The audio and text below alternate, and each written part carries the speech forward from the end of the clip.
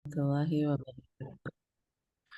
Innal hamdalillah nahmaduhu wa nasta'inuhu wa na'udzu billahi min syururi anfusina wa min sayyiati a'malina wa asyhadu an la ilaha illallah wahdahu la syarikalah wa asyhadu anna Muhammadan abduhu wa rasuluh sallallahu alaihi wasallam.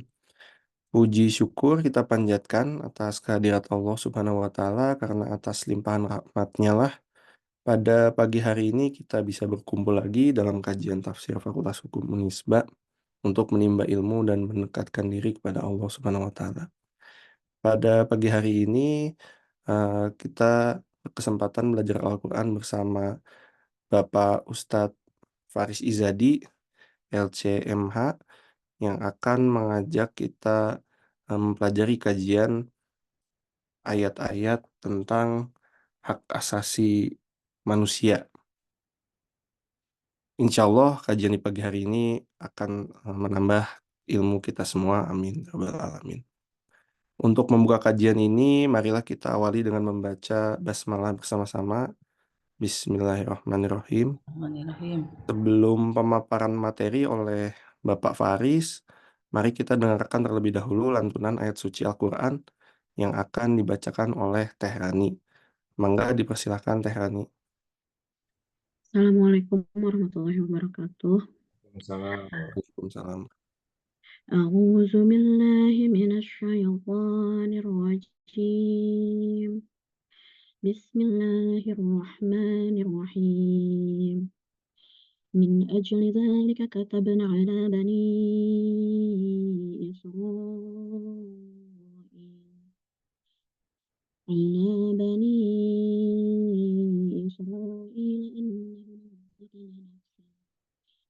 من قتل نفسا بغير نفس أو فساد في الأرض فكأنما قتل الناس جميعا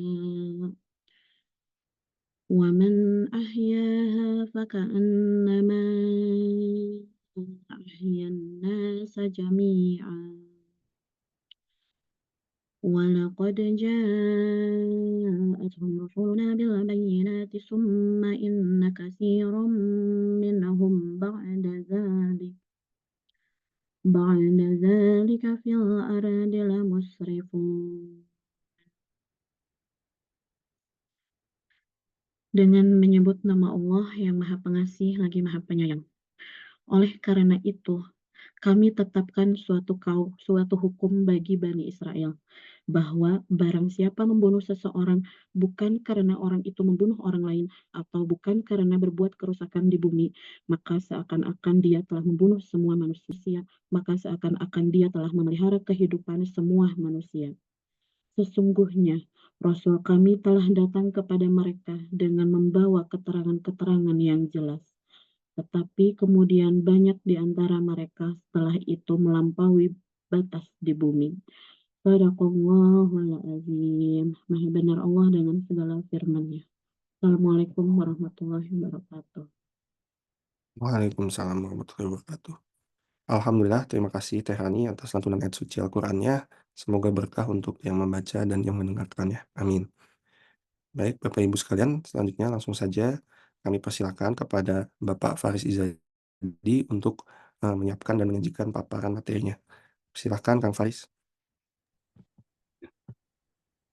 Saya screen dulu sebentar.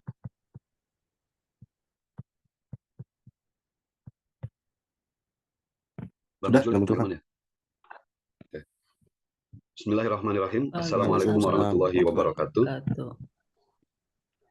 Alhamdulillahirabbil alamin wa bihi nasta'in wa ala umuri dunya waddin. Salatan wa salaman ala asyrafil anbiya'i wal mursalin wa ala alihi wa ashabihi ajma'in. Amma ba'du.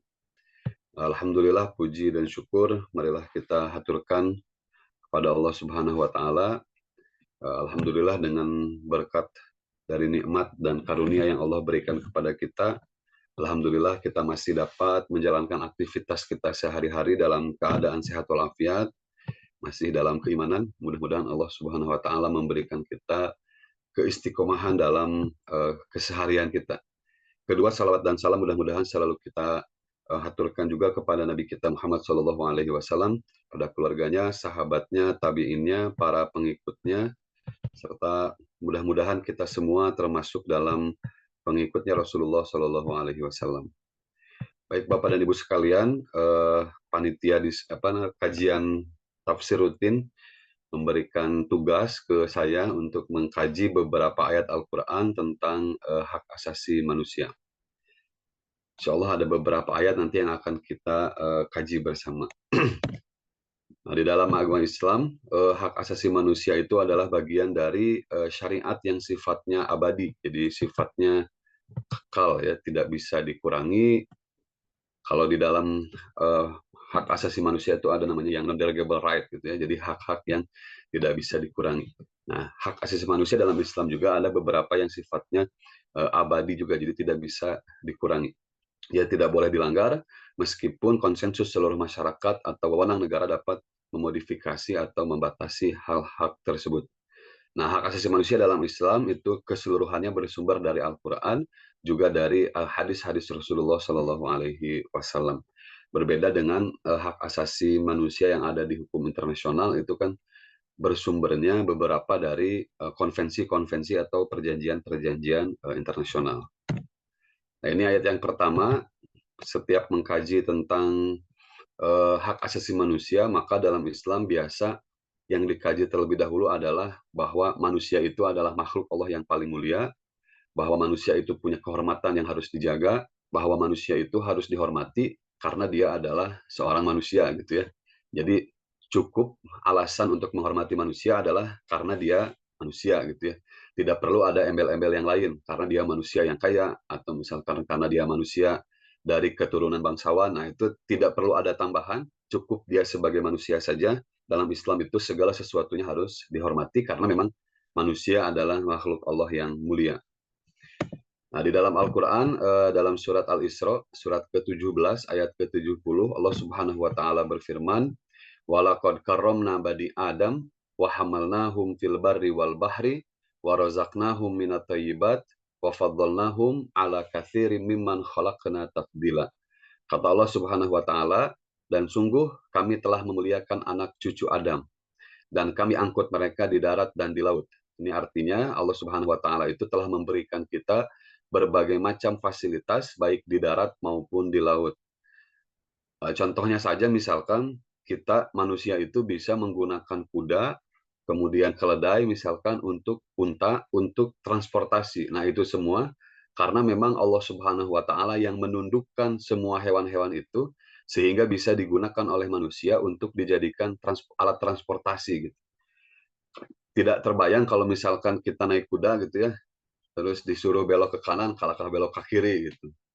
Disuruh berhenti, malah terus lari. Nah, itu kan bisa dikendalikan oleh manusia hewan-hewan tersebut, karena memang itu hewan-hewan tersebut ditundukkan oleh Allah untuk taat, patuh, gitu ya, pada perintahnya manusia. Jadi ketika disuruh berhenti, berhenti itu kuda. Kalau tidak kan di Ganesha nanti chaos, ya. Ketika kudanya disuruh berhenti, kalah lompat. Nah, itu yang berbahaya. Nah, tapi itu semua ditundukkan oleh Allah Subhanahu wa Ta'ala untuk manusia. Karena tadi dengan alasan bahwa manusia itu sudah Allah muliakan. Wa razaqnahum minat thayyibat, kemudian Allah memberikan rizki yang baik-baik juga untuk manusia.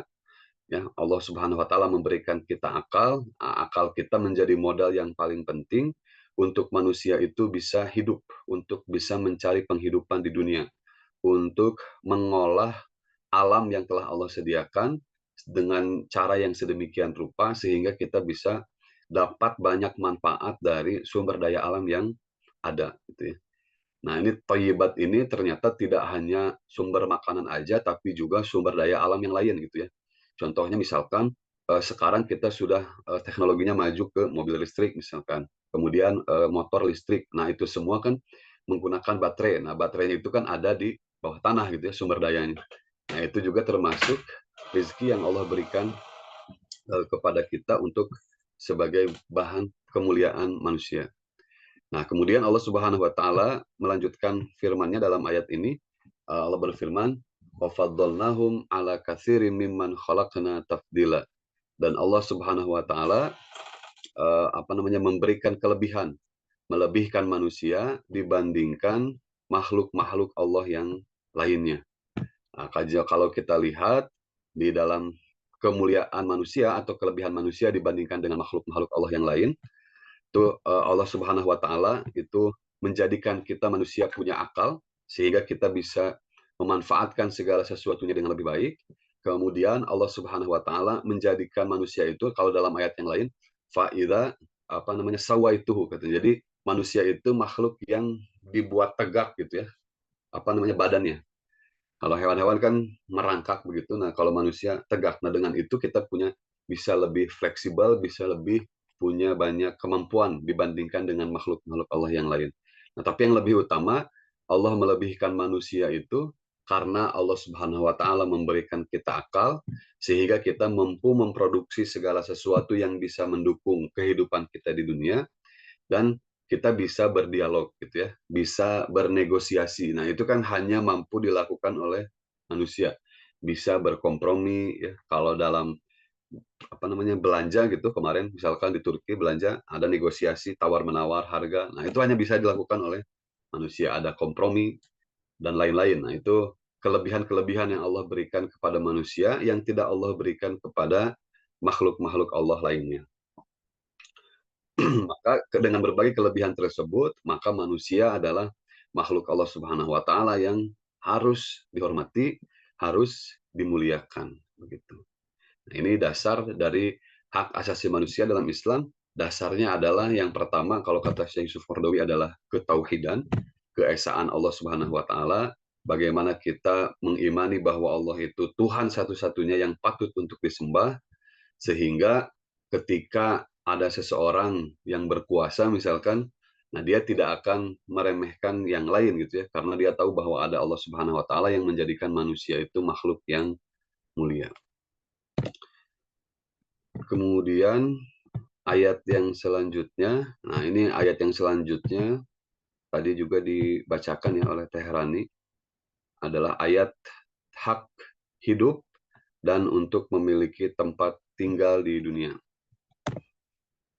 Nah, ini untuk memiliki tempat tinggal, Allah Subhanahu wa taala berfirman dalam surat Al-A'raf ayat ke-24. Allah Subhanahu wa taala berfirman, walakum fil ardi mustaqarrun wa mata'un ilahin. Jadi sebetulnya ayat ini turun ketika Allah Subhanahu wa taala berfirman kepada Nabi Adam alaihissalam dan Siti Hawa ketika diturunkan dari surga ke dunia. Allah berfirman, ihbitu ba'dukum wa ba'dukum adu. Jadi turun ke dunia nanti akan saling berpisah. Tapi kata Allah, walakum fil ardi mustaqarrun, dan kamu mempunyai tempat kediaman dan kesenangan di muka bumi sampai waktu yang telah ditentukan. Jadi Allah Subhanahu wa taala itu sudah membuat dunia sedemikian rupa, dibuat dunia ini untuk manusia sebagai tempat tinggal, tempat kediaman, dan tempat untuk mencari kehidupan di muka bumi. Ilahin itu artinya sampai batas waktu yang telah ditentukan, yaitu sampai terjadinya nanti kiamat atau kehancuran dunia ya. Jadi di bumi itu manusia akan menemukan ketenangan, menemukan kesenangan sampai datangnya waktu yang telah ditentukan. Nah, maka di bumi inilah tempat manusia mendapatkan ketenangan, kediaman. Maka hak setiap manusia itu untuk mendapatkan tempat tinggal di muka bumi yang telah Allah hamparkan begitu luas ya. Tapi kalau sekarang kan harga tanah semakin mahal ya. Jadi nah itu ya. Jadi tetap setiap manusia itu punya hak untuk punya tempat tinggal. Kalau di dalam ayat yang lain Allah berfirman, walaqad makkannakum fil ardi wa ja'alna lakum fiha ma'ish katanya. Jadi telah kami tempatkan kalian di muka bumi dan sudah Allah jadikan di dunia itu tempat untuk mencari penghidupan atau mencari kehidupan di muka bumi. Tuh ya, jadi ini hak untuk mendapatkan tempat tinggal di dalam di bumi. Nah, ini yang tadi dibacakan oleh Teh Rani ya. Ini bicara tentang hak hidup. Jadi hak hidup itu juga salah satu hak yang tidak bisa dikurangi tadi ya, yang non-derogable right itu. Allah Subhanahu wa taala berfirman, min ajli dzalika katabna ala bani Israil annaman qatala nafsan bighairi nafsin aw fasadin fil ardi faka'annama qatala nasa jami'an. Jadi oleh karena itu Allah telah menetapkan satu hukum untuk Bani Israel bahwa barang siapa yang membunuh seorang manusia bukan karena orang itu membunuh orang lain atau bukan karena membuat kerusakan di muka bumi, maka seakan-akan dia telah membunuh manusia seluruhnya. Nah, jadi Bapak Ibu yang harus kita pahami bersama bahwa kalaupun misalkan dalam ayat ini Allah mengucapkan atau mengatakan bahwa ketetapan ini untuk Bani Israel, tapi dalam tafsir atau dalam Al-Quran itu ada kaidah bahwa umumnya, khususnya lafaz itu tidak membuat ini hanya khusus untuk Bani Israel saja. Jadi ini untuk lafaznya juga untuk umat Islam. Jadi bukan hanya untuk Bani Israel, tapi juga untuk kita. Bahwa yang membunuh manusia lain ya, tanpa sebab yang sah, yang dibenarkan, maka seakan-akan dia telah membunuh manusia seluruhnya, walaupun yang dia bunuh hanya satu orang. Dan begitu juga sebaliknya, waman ahyaha faka'an nama ahyan nasa jami'a. Dan barang siapa yang memelihara kehidupan seorang manusia aja, maka seolah-olah dia telah memelihara kehidupan manusia seluruhnya. Makanya ini hak untuk hidup dalam Islam itu sangat berharga, sampai-sampai Allah Subhanahu wa Ta'ala menyebut dalam firman-Nya seperti ini. Yang membunuh satu orang saja, seakan-akan dia telah membunuh semua orang. Bang siapa memberikan kehidupan pada satu orang aja, maka seakan-akan dia telah memberikan kehidupan untuk seluruh umat manusia. Dan sesungguhnya telah datang kepada mereka rasul-rasul kami dengan membawa keterangan yang jelas. Kemudian banyak di antara mereka sesudah itu sungguh-sungguh melampaui batas dalam berbuat kerusakan di muka bumi.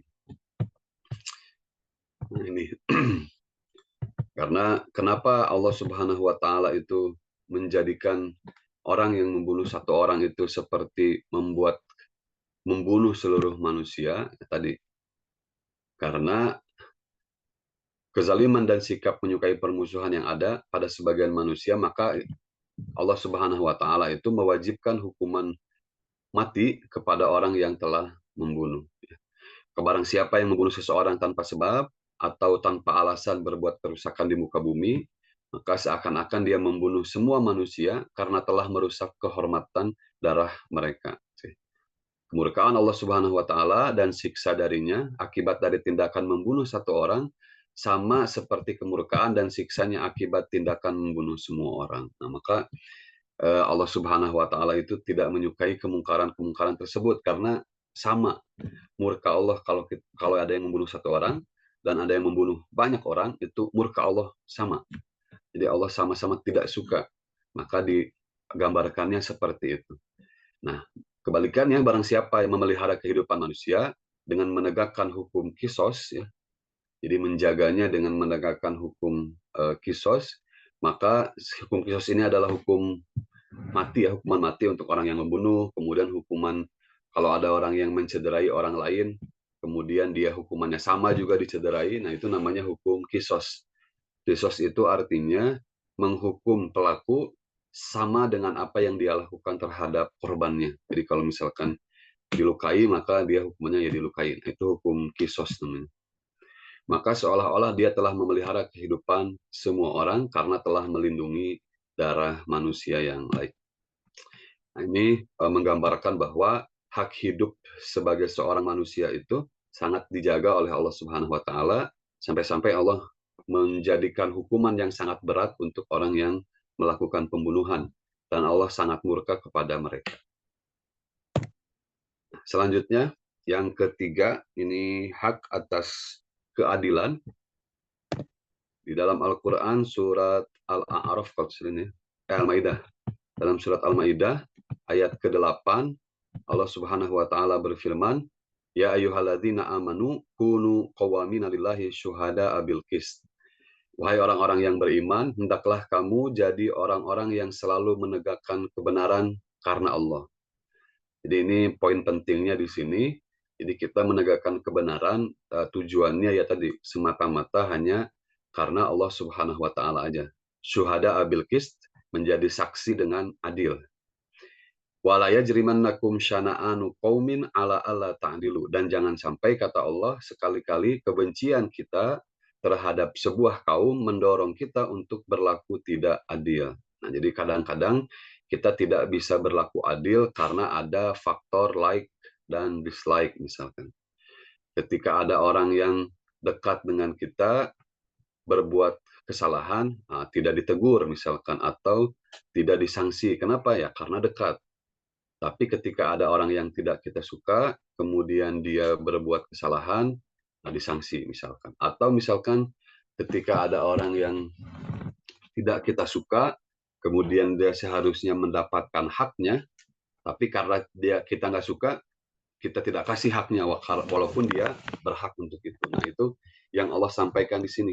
Bahkan untuk orang-orang misalkan yang berbeda agama pun, kata Allah, jangan sampai kita berlaku tidak adil ketika kita tidak suka kepada mereka atau kita benci kepada mereka. Nah, di ayat selanjutnya Allah berfirman, "I'dilu huwa aqrabu littaqwa." Berbuatlah adil karena adil itu lebih dekat dengan ketakwaan. Ya. Jadi kita harus menyadari bahwa Allah itu menyandarkan keadilan itu dekat dengan ketakwaan. Maka ketika seseorang bisa berlaku adil, maka dia termasuk orang-orang yang bertakwa. Wattaqullah, dan bertakwalah kepada Allah, innallaha khabirum bima ta'malun.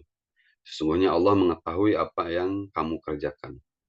Nah ini, Islam menyuruh umat manusia untuk selalu konsisten dengan keadilan, baik dengan penguasa maupun dengan musuh. Jadi harus tetap bisa berlaku adil, maka merupakan tindakan yang tidak benar kalau kebencian kita membuat kita berlaku tidak adil. Ya. Minimal kita itu susah berlaku adil untuk menilai seseorang. Ya. Kalau misalkan kita tidak suka pada seseorang, biasanya yang dilakukan baik, dilakukan bagus, juga kita nilainya jelek aja gitu ya. Nah itu kan berarti kita sudah tidak adil tuh sejak awal. Maka kita harus membiasakan atau melatih diri kita supaya bisa berlaku adil. Nah ini menjadi dasar, ayat ini menjadi dasar bahwa setiap manusia itu berhak untuk diperlakukan secara adil ya dalam setiap kehidupan gitu ya, dalam setiap lini kehidupannya, baik di rumah, di masyarakat, kemudian di tempat bekerja, oleh negara dan lain sebagainya.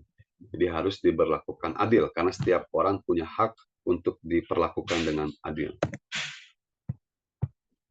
Nah, selanjutnya ini hak atas kemerdekaan. Jadi dulu atau Islam turun banyak yang menyangkal bahwa ya dengan perbudakan, maksudnya perbudakan itu ternyata tidak di Islam itu ada. Perbudakan itu katanya tidak pro terhadap kemerdekaan, malah pro-nya yang lain. Apakah betul? Nah, ini di surat Al-Balad, surat di juz amma ya. Allah surat ke-90 kalau tidak salah. Allah Subhanahu wa taala berfirman, "Falak tahamal aqobah," tetapi dia tidak menempuh jalan yang mendaki lagi sukar. Wa ma adraka mal aqobah, tahukah kamu apa jalan yang mendaki lagi sukar itu? Perbudakan. Nah, jadi ini ayat ini bercerita tentang orang-orang Yahudi kalau tidak salah ya, mendapatkan kenikmatan di akhirat, di dunia, tapi mereka tidak mau berusaha, kata Allah. Mereka tidak mau menempuh jalan yang mendaki dan juga sukar. Kemudian Allah bertanya, tahu nggak kalian apa jalan yang mendaki lagi sukar tersebut? Nah, jalan itu, kalau kalian mau dapat kebaikan, kalian harus melepaskan budak dari perbudakan. Juga ayat-ayat yang lain di dalam Al-Quran itu banyak ketika ada kafaroh atau denda-denda yang harus dibayar ketika melakukan pelanggaran, itu dendanya adalah tahriru rokobatin mukminah, memerdekakan budak perempuan yang mukminah, yang beriman. Nah, apabila kita lihat ayat-ayat tersebut, maka jelas ini ya, Islam itu tidak menghapuskan perbudakan secara sekaligus langsung, tapi berproses atau kalau dalam bahasa Arabnya itu tadarruj namanya. Ada apa Ustadz Adha tadarruj artinya ya? Aduh lupa lagi. Harus membaca Quran. Bertahap. Nah, itu betul. Bertahap. Jadi sedikit-sedikit. Nah, maka ketika Rasulullah atau syariat agama Islam itu ingin menghapuskan perbudakan, dihapuskannya secara bertahap. Nah, dengan menjadikan kafaroh atau denda yang harus dibayar ketika melakukan pelanggaran itu, dengan memerdekakan budak-budak, diutamakannya adalah budak perempuan, sehingga tidak melahirkan budak yang baru gitu. Jadi kalau yang dimerdekakan budak perempuan, dia sudah jadi orang merdeka, ketika dia punya anak, anaknya juga akan jadi orang yang merdeka. Maka sedikit secara perlahan demi perlahan, itu budak-budak itu sudah berkurang, jumlahnya. Nah, Begitu juga ketika ada peperangan misalkan. Ketika ada peperangan, ada tawanan-tawanan perang, itu sudah jadi kebiasaan di zaman dulu kalau tawanan perang itu dijadikan budak setelahnya dijual gitu ya. Nah, tapi Rasulullah tidak melakukan itu. Rasulullah menjadikan tawanan-tawanan perang itu malah digunakan keahliannya. Misalkan ada yang bisa nulis, ada yang bisa baca. Nah, kalau mau dibebaskan, ajarkan orang-orang Islam menulis, tulis kalian udah bebas. Jadi tidak dijadikan budak. Nah, sehingga perbudakan itu tidak terus menjadi berkembang jadi banyak, tapi dikurangi sedikit demi sedikit. Nah, puncaknya adalah ketika Haji Wada sebetulnya. Ketika Haji Wada, Rasulullah itu kan berkhutbah di depan para sahabatnya, di depan para umatnya. Rasulullah berkata demikian. Jadi lafadla ala arabin ala ajamin illa bittaqwa. Tidak ada kelebihan orang Arab dibandingkan orang yang lain kecuali karena ketakwaannya. Inna dima'ukum haramun alaikum, katanya darah kalian itu haram, tidak boleh ditumpahkan. Manusia semuanya sederajat, semuanya sama. Nah, itulah yang oleh ulama dijadikan bahwa itulah landasan pengharaman perbudakan di dalam Islam. Nah, maka ayat-ayat ini dijadikan oleh para ulama dasar bahwa Islam itu sangat menghormati hak, sangat peduli pada kemerdekaan manusia dari setiap bentuk perbudakan. Kemudian dalam syariat agama Islam ketika itu, ketika masih ada perbudakan, memerdekakan budak itu merupakan perbuatan yang sangat agung pahalanya, sangat besar pahalanya. Ketika ada orang yang bisa memerdekakan budak, itu pahalanya luar biasa ketika itu, karena telah memberikan kemerdekaan pada orang lain. Dikisahkan dalam beberapa riwayat, Rasulullah itu sampai akhir hayatnya memerdekakan kurang lebih 67 atau 68 budak gitu ya. Siti Aisyah juga sekian 80-an. Sahabat-sahabat Rasulullah juga sama, memerdekakan puluhan budak. Nah, dari situ bisa kita lihat ini adalah syariat ajaran agama kita bahwa kemerdekaan seseorang, kebebasan seseorang untuk tidak diperbudak itu sangat diperhatikan oleh Islam. Jadi Islam menjamin kemerdekaan manusia. Nah, selanjutnya ini adalah hak atas pendidikan. Allah Subhanahu wa taala berfirman di dalam Al-Qur'an, "Amman huwa qanitun ana al-laili sajidan wa qa'iman yahdharul akhirah wa yarju rahmata rabbih."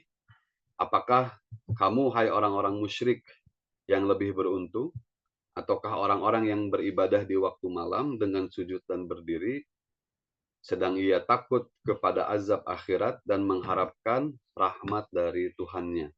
Qul hal yastawil ladzina ya'lamuna wal ladzina la ya'lamun. Katakanlah, apakah sama orang-orang yang mengetahui atau orang-orang yang punya pengetahuan dan orang-orang yang tidak mengetahui?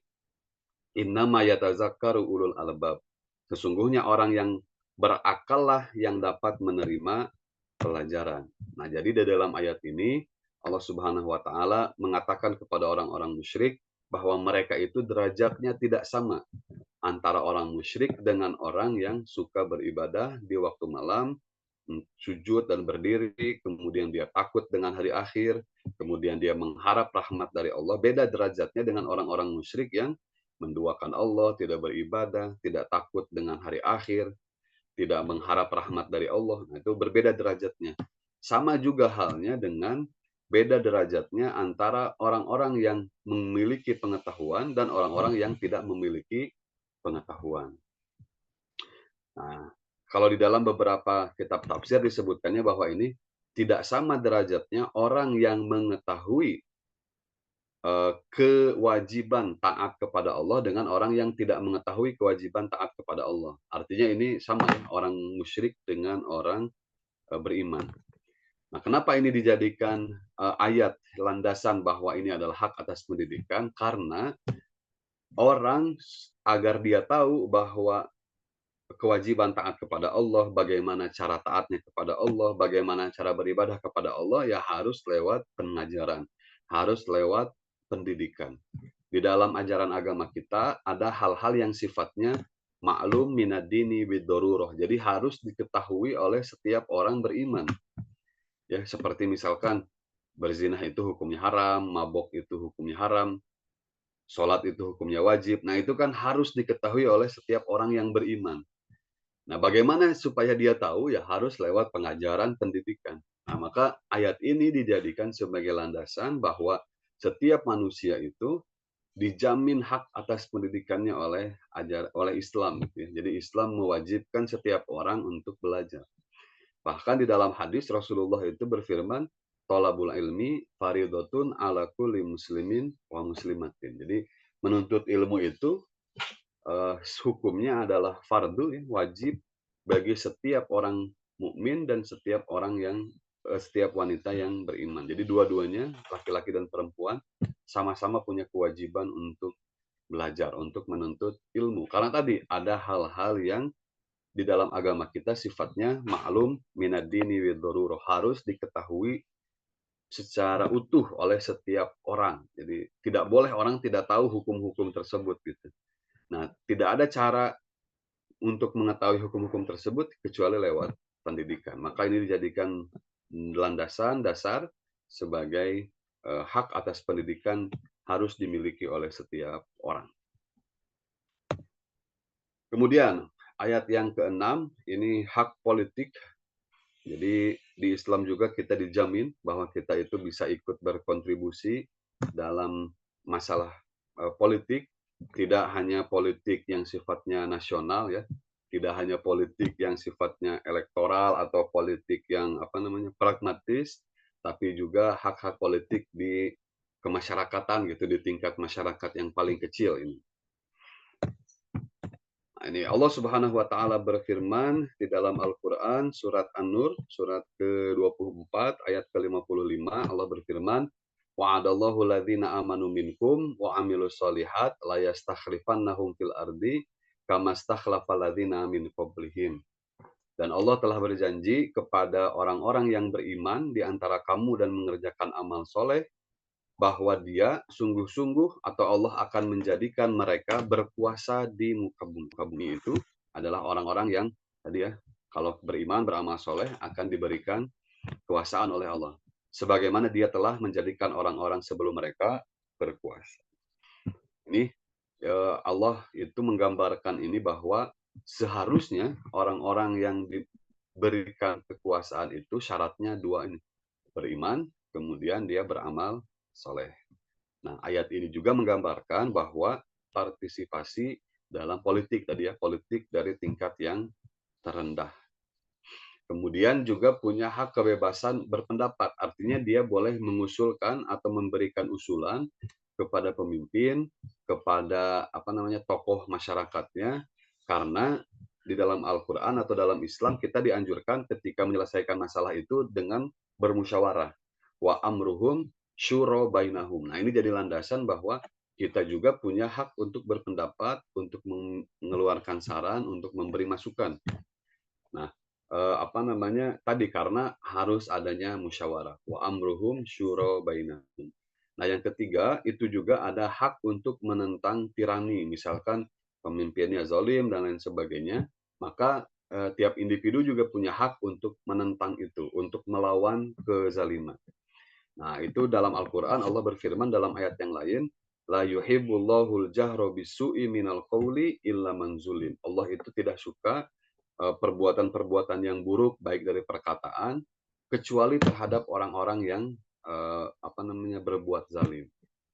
Jadi ketika ada pemimpin yang zalim, itu kita boleh menyuarakan, gitu ya, boleh memberikan perlawanan. Kita boleh, tapi tetap dalam koridor yang benar, gitu ya, tidak melakukan bugot itu apa? Aduh, hilap dari bahasanya. Apa bugot itu Pak Adha?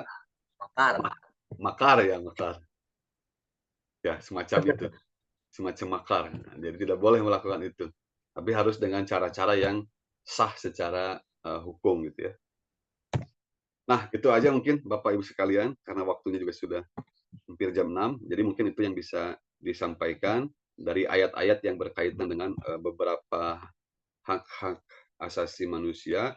Betulnya masih ada beberapa lagi, cuma karena waktu, ya, jadi mungkin ini terlebih dahulu, nanti kita bisa lanjutkan lagi. Itu mungkin Pak Ilman yang bisa saya sampaikan. Terima kasih untuk waktunya. Mohon maaf jika ada kekurangan. Saya kembalikan kembali kepada moderator. Baik, terima kasih, Kang Faris atas pemaparan materinya. Semoga bermanfaat untuk kita semua. Baik, Bapak Ibu sekalian, udah hadir pula Prof. Edi Setiadi, Pak Rektor. Assalamualaikum. Lalu sudah hadir juga ada Prof. Neni yang sudah hadir, alhamdulillah. Assalamualaikum, Prof. Dan ada Prof. Toto yang sudah hadir juga di Zoom meeting. Dan rekan-rekan dosen Bapak Ibu Fakultas Hukum yang tidak bisa saya sebutkan satu-satu. Baik, untuk mempersingkat waktu, kita langsung saja buka untuk sesi diskusi atau sesi tanya jawab ya Bapak Ibu. Silakan yang ingin bertanya kepada pemateri, Kang Faris. Nah, nggak ada yang tanya, saya aja lah. Mangga, Toto, silakan Prof. Yo, dimatikan semua ya, maksudnya. Mungkin mic-nya dimatikan, kabelnya dimatikan. Oh, nggak orangnya, nggak dimatikan orangnya. Ini kalau tadi syarat pemimpin itu kan orang yang harus takwa ya, Pak Faris. Ya, Mohon Prof. harus beramal soleh. Nah, kalau pemimpinnya dipilih, kemudian yang terpilih tidak takwa dan tidak beramal soleh, apalagi tidak beramal soleh, itu gimana itu Pak Faris itu? Harus diganti lagi nggak? Demo Pak, demo turunkan. Ah, Siap iya, Prof. ya, enggak. Ya, hatur nuhun Prof. Eh, Gimana ya jawabnya ya? Yang pertama mungkin gini Prof. Jadi ketika misalkan Allah menetapkan standar gitu ya bahwa seorang pemimpin itu harus beriman dan beramal soleh.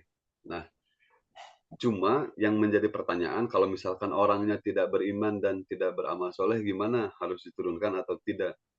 Nah, masalahnya kalau dalam keimanan, kemudian dalam dia melakukan amal soleh atau tidak, nah itu kita nggak punya indikator yang jelas gitu Prof untuk mengukurnya. Misalkan tingkat keimanan orang ini segimana, kemudian amal solehnya segimana. Nah kita kalau misalkan manusia biasa gitu ya, tidak bisa mengukur atau tidak punya indikator, ini kira-kira kadar keimanannya segimana. Nah maka kata Rasulullah dalam sebuah hadis, nah, alasna ma'murina bihusnizon katanya, bukankah kita diperintahkan untuk berhusnuzon? Nah, maka pada akhirnya penilaiannya pakai husnuzon, Prof. Jadi menilainya kita ini mungkin keimanannya bagus gitu, Prof. Ini mungkin amal solehnya banyak. Jadi yang dikedepankan pada akhirnya adalah husnuzon karena kita tidak punya ukuran yang pasti gitu untuk mengukur keimanan dan amal soleh seseorang. Maka yang dikedepankan adalah tadi husnuzon mungkin, Prof. Ya. Tapi baca bismillahnya aja masih belum bisa. Nah, itu. Gimana itu kita? Kalau itu kan masalah ini, Prof. Masalah lahjah mungkin ya. Jadi ini bukan mau mendukung, Prof ya. Bukan maksud mendukung, cuma memang ada beberapa yang memang lahjahnya begitu gitu. Iya, mau. Iya, Prof. Pak Faris, kalau di dalam konsep hukum kan kalau hukum melihat dari perbuatan lahiriah dulu, Betul, Prof. bahwa perbuatan lahiriah itu mencerminkan sifat perilakunya. Gitu ini dalam konteks hukum pidana, maka Ya. perbuatannya dulu lihat apakah bertentangan atau tidak. Nah, ketika dia bisa dimintakan pertanggungjawaban atau tidak, maka sikap batinnya. Nah, maka biasanya perbuatan lahiriah itu tidak jauh dari sikap batinnya gitu kan. Cuman dilihatnya dari lahiriah dulu. Semoga perilaku gitu mah nggak jauh lah tina sikapna oge nah gitu kan. Nah, kepribadianna oge biasanya secara ini seperti itu gitu kan. Walaupun mungkin perlu ada kalau untuk kaitannya dengan unsur negara perlu ada kriteria lebih tegas lagi ya, tidak ujug-ujug langsung diganti barangkali seperti itu. Ya, Prof. Jadi mungkin bisa seperti itu ya, Prof. Jadi kita lihat aja sikap lahiriahnya seperti apa, kira-kira beriman atau tidak. Nah, mungkin itu bisa dijadikan dasar atau landasan untuk kita untuk memilih mungkin ya. Jadi Iya. mungkin untuk memilih. Cuma kalau misalkan untuk menilai atau menghakimi, ini mah keimanannya rendah gitu. Nah, saya rasa kalau untuk itu mungkin nggak bisa sampai ke situ gitu. Kalau dijadikan landasan untuk kita menilai untuk memilih, nah itu mungkin bisa. Tapi untuk menilai imannya rendah atau tidak, nah itu saya rasa sulit gitu kalau itu. Karena Terlalu ya subjektifnya. betul, Prof. Karena khawatirnya penilaian kita kan karena tadi itu yang tadi disampaikan di surat Al-Maidah, karena memang kita sudah tidak suka duluan. Nah, bisa jadi begitu. Benar. Karena kita sudah nggak suka Terlanjur duluan jatuh dengan cinta sosoknya, pada jadi nomor satu. iya, Pokoknya nah nanawan bisa jadi begitu. poe kita resep pokoknya gitunya. Jadi udah dianggapnya jelek aja. Tapi jangan juga didasari cinta teuing, di cinta Nah, resep itu aja butut gitu. Betul. itu juga nggak boleh, Bro. Iya, Jadi nggak boleh, kemarin betul. waktu itu Pak Faiz pernah cerita itu. Jadi Pak Faiz itu punya teman katanya orang Chinese yang suka jalan pagi bareng. Dulu sangat dukung Jokowi katanya. Nah, pas ada keputusan MK jadi sangat benci ke Jokowi. Nah, saya kasih tahu ke Pak Faiz berarti memang benar kata Rasul, kata saya. Kata Rasul itu jangan kita terlalu benci kepada seseorang karena bisa jadi nanti orang itu dekat dengan kita. Mencintai ya. Iya, dan jangan juga terlalu cinta karena bisa jadi nanti orang itu orang yang paling kita benci. Jadi harus yang sedang-sedang saja. Kata penyanyi dangdut yang tengah-tengah saja katanya gitu, Nah, Pak itu Bro, Faris. betul. Kata Pepi Perry yang tengah-tengah saja katanya gitu ya. Sedang-sedang saja. Sedang-sedang Pak Epi saja. kenapa setengah-tengah wae teh? Boleh menambahkan Yang Pak sedang-sedang Faris? saja, yang tengah-tengah saja. Mangga, Prof. Sedang aja Peti Vera mah. Silakan Prof. Tuh Nedi. itu Pak Dekan mengenai Peti Vera. Pak Faris tadi kalau indikator ya, keimanan, ibadah gitu ya. Dan iman memang kita sulit mengukurnya. Tapi ini mohon koreksi ya Pak. Sebetulnya keimanan seseorang itu bisa diukur dari akhlaknya, begitu. Dan tingkat keimanan, ibadah itu berbuah akhlak, itu kalau tidak salah.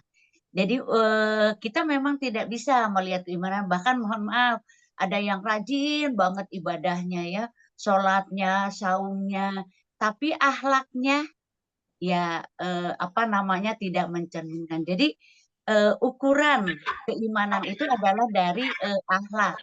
Jadi kalau akhlak kan tadi relatif lebih mudah ya, bahkan ini sesuai dengan hukum pidana ya. Jadi ini bisa dilihat secara lahiriah.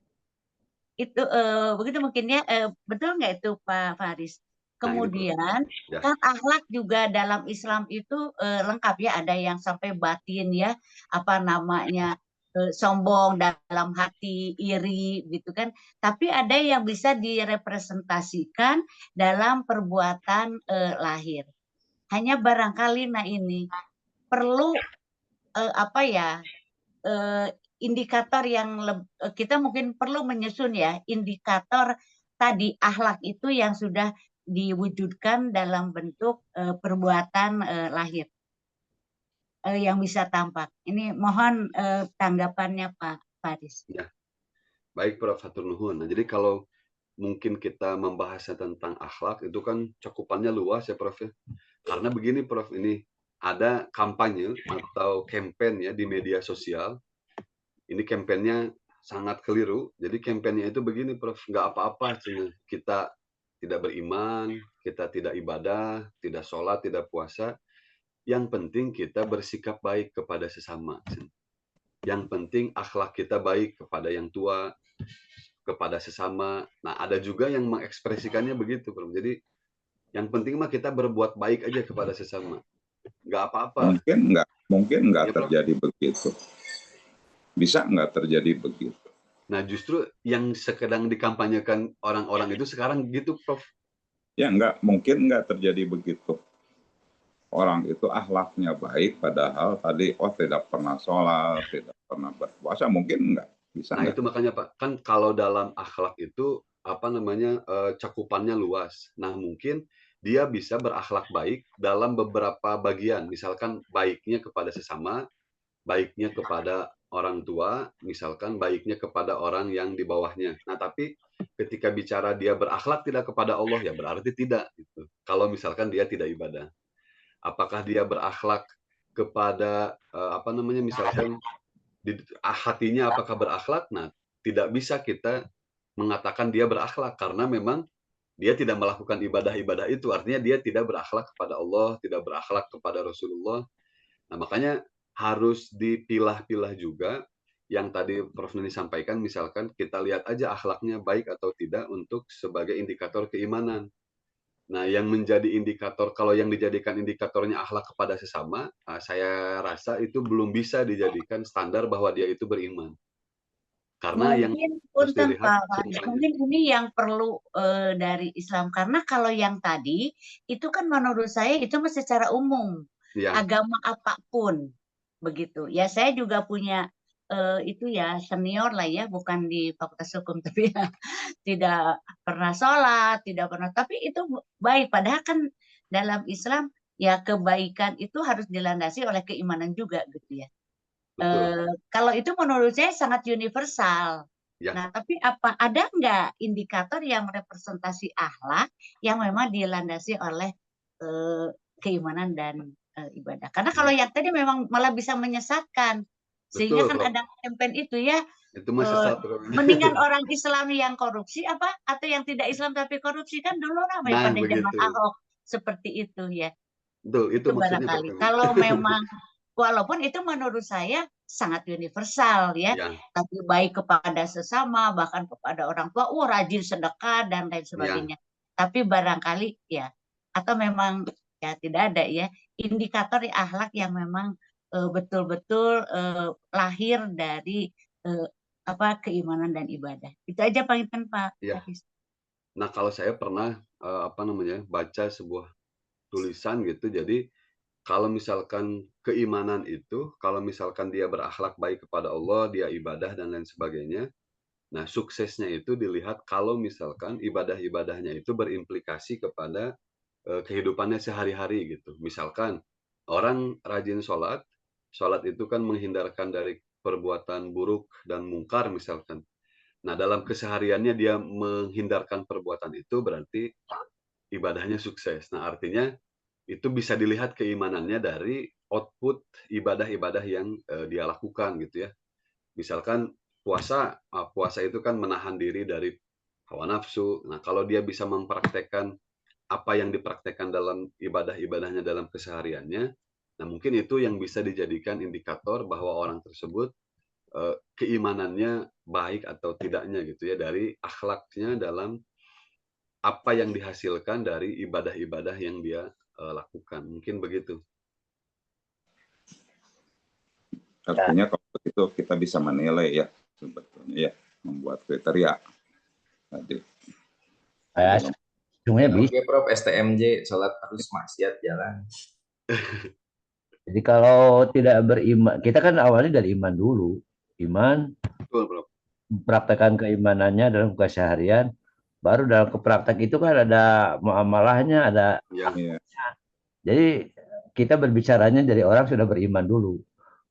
Orang yang tidak beriman. Ini kalau seperti tadi yang dikampanyekan sekarang itu adalah kepercayaan kan. Ya. Baik aja gitu. Mohon, Bro. Baik saja. Oh, mereka itu benar-benar kalau kata kita perilakunya baik lah. Sikap kita juga baik, tapi mereka kan ingkar Tuhan. Mohon. Nah, itu kita tidak berbicara itu sungguhnya kalau kita berbicara iman. Tapi itu Bapak hak asasi ya, tentang hak asasi kita kan bicaranya. Mohon, Pak. Yang jelas itu ya kemarin itu ada, kalau menurut saya itu pemilu paling sekuler kemarin, itu tidak ada faktor agama itu ya. Pemilu paling sekuler, tidak ada faktor agama yang berpertimbangan. Makanya saya tanya gitu, kalau milih yang itu gitu kan. Oke Pak, ini saya mau ngajar nih jam 6. Siap, Prof. Ngajar di mana Prof? Bukan Prof? Kan? Iya Pak. Baik Bapak Ibu sekalian, kalau masih ada yang ingin ditanyakan kepada pemateri, kepada Kang Faris, karena masih ada waktu sekitar 5 menit lagi, barangkali ada. Masih ada waktu ya. Kalau masih ada waktu, ada Prof. Nggak, saya bertanya Pak Faris tadi ya, bahwa ketika tidak ada ukuran, kenapa kenapa dijadikan syarat misalnya, jadi agak bingung ya saya misalnya. Oh, ya syarat tapi nanti ukuran anak-anak kumaha atau gitu untuk menentukannya. Itu yang pertama. Lalu yang kedua terkait ya dengan hak asasi karena di bidang pendidikan tadi kalau nggak salah, bahwa ketika kita bicara maksud dari hak asasi itu siapa sih sebetulnya yang harus mewujudkan? Kan dalam Islam mencari ilmu itu tadi kewajiban. Artinya kalau bicara kewajiban berarti kan yang harus mewujudkannya itu dirinya sendiri kan, kira-kira begitu ya, dirinya sendiri. Artinya dia harus berusaha, harus berpontang-panting gitunya, harus pantang menyerah. Mendina tadi Unisba harus menjadi M yang pertama, yahid gitu kan, bahwa kita itu harus terus berusaha, berjuang ya. Tidak peduli keadaan kita seperti apa, maka kita harus mencari ilmu, walaupun tadi misalnya kalau kita bicara dari satu sisi ya, tapi di sisi lain misalnya tadi hak asasi manusia, oh ini hak pendidikan, berarti hak di bidang sosial ya gitu ya, kira-kira namun kita mengacu kepada pendapatnya siapa, Karl Pasar, berarti kan pengadaannya gitu ya tidak bisa sendiri, tidak bisa oleh diri sendiri saja, tetapi harus bersama-sama dengan pemerintah. Sama juga dengan tadi ya hak di bidang politik, itu mah lebih besar yang menyelenggarakannya adalah pemerintah, bukan dirinya sendiri misalnya begitu. Nah, terkait dengan itu sebetulnya dalam ajaran Islam ada enggak tadi misalnya, oh kalau kita bicara hak pendidikan itu sebetulnya yang lebih besar yang harus mewujudkannya itu pemerintah atau dirinya sendiri misalnya, masing-masing individu, atau bagaimana?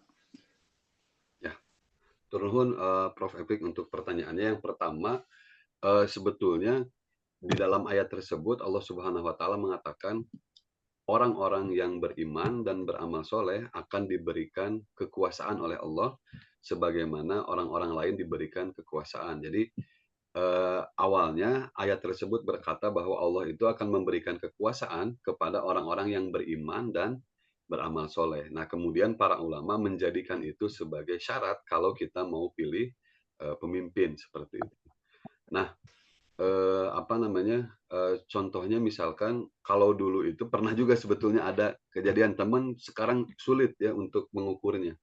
Jadi ketika Utsman bin Affan mau dipilih, itu kan Umar mengumpulkan 6 orang gitu ya. 6 orang ini disuruh milih di antara mereka yang akan menjadi pemimpin setelah Umar bin Khattab. Nah, ketika mereka berdiskusi, sisa 2, Ali bin Abi Thalib dan Utsman bin Affan. Nah, 2 orang ini bersikukuh satu sama lain harus orang lain gitu yang jadi pemimpin. Utsman inginnya Ali, Ali inginnya Utsman. Nah, pada akhirnya indikatornya yang membuat Utsman terpilih adalah karena kata Ali, Rasulullah itu pernah bersabda bahwa malaikat itu malu katanya sama Utsman bin Affan saking dermawannya. Yeah. Nah, akhirnya kan Utsman yang akhirnya terpilih menjadi penggantinya Umar bin Khattab. Nah, itu kan kalau itu karena ketika itu masih turun wahyu, jadi masih bisa. Dan artinya ini kan selaras dengan ayat yang tadi, bahwa yang dijadikan pemimpin adalah memang yang paling tinggi gitu ya, kadar keimanannya. Nah, kalau sekarang mungkin ya itu tadi, Prof, mungkin sulit gitu ya untuk mengukur itu. Cuman kalau Allah ya akan memberikan kekuasaan itu kepada orang-orang yang tadi yang beriman dan beramal soleh. Artinya kita jangan khawatir, berarti Prabowo beriman dan beramal soleh gitu ya. Nah, itu kita doakan aja, Prof. Mudah-mudahan karena kayak hidayahnya. Ya, betul. Bisa beriman dan beramal soleh gitu. Nah, kemudian yang kedua tadi terkait dengan hak untuk pendidikan. Nah, sebetulnya kalau hak pendidikan itu, kalau dalam beberapa literatur fikih, itu yang punya kewajiban untuk memberikan pendidikan itu orang tua. Jadi, ada hak yang dimiliki oleh anak, salah satunya adalah hak ta'dib, hak untuk dididik, hak untuk dibina, hak untuk diberikan pengajaran gitu. Nah, cuma ketika itu memang betul tadi harus diorganisir dengan baik. Nah, maka ketika zamannya Rasulullah itu, Rasulullah banyak melakukan halaqoh-halaqoh atau ruang-ruang keilmuan untuk tadi memberikan hak-hak pendidikan, hak pengajaran itu kepada para sahabat-sahabatnya. Seperti contohnya tadi yang orang-orang yang tawanan-tawanan perang itu secara sistematis kan oleh Rasulullah itu disuruh untuk mengajar orang-orang Islam supaya mereka bisa bisa baca, bisa tulis. Kemudian Rasulullah juga memerintahkan beberapa sahabatnya untuk mempelajari bahasa asing sehingga nanti ada buku-buku dari luar bisa diterjemahkan, kemudian bisa dipelajari oleh orang-orang Islam. Nah, jadi Rasulullah itu sudah membangun itu dan itu dilakukannya ya tadi oleh pemerintah, berarti diorganisir oleh pemerintah sehingga nanti masyarakat bisa dapat pengajaran atau pendidikan yang baik. Jadi memang harus dilakukan oleh pemerintah. Gitu Prof mungkin. Jadi kewajiban orang tua ya Pak ya? Ya, awalnya dari kewajiban orang tua. Pak. Ya, wajib, termasuk wajib mendidik, wajib memberi contoh. Kita Ya. semua dosen itu orang tua. Makanya, Betul. Ya, pendidikan kan ada pendidikan formal, informal, dan non formal kan begitunya. Perilaku pendidikan. Betul. Jadi, secara intern di keluarga akan nyontohan. Nah, percontohan kan didik anaknya. Ya. Yang Termasuk tadi disebut keluarga fakultas hukum. Gitu, di antara Betul. Ya. Betul. Ya, baik Bapak Ibu sekalian, karena waktu telah menunjukkan pukul 6:16, maka harus ditutup kajian tafsir kali ini karena mungkin ada Bapak Ibu sekalian yang akan melaksanakan aktivitas untuk mengajar di pukul 6:30. Alhamdulillah, terima kasih kepada Kang Faris terutama dan keikutsertaan Bapak Ibu dalam kajian tafsir di pagi hari ini. Sebelum ditutup mungkin marilah kita doakan saudara-saudara maupun keluarga-keluarga kita baik di Unisba maupun bukan di Unisba yang sedang sakit, semoga lekas diberikan kesembuhan dan Amin. penyakitnya oleh Allah Subhanahu wa Ta'ala. Dan Amin. mungkin kepada mahasiswa Fakultas Hukum juga selalu kita doakan supaya yang sedang sakit maupun untuk melaksanakan kuliah dengan lancar. Amin. Amin. Baik, untuk menutup kebersamaan kali ini, marilah kita akhiri kajian ini dengan membacakan bacaan hamdalah bersama-sama. Alhamdulillahirobbilalamin. Amin. Terima kasih Bapak Ibu sekalian atas segala perhatiannya. Mohon maaf atas segala kekurangan dari panitia. Wassalamualaikum warahmatullahi wabarakatuh. Waalaikumsalam warahmatullahi wabarakatuh.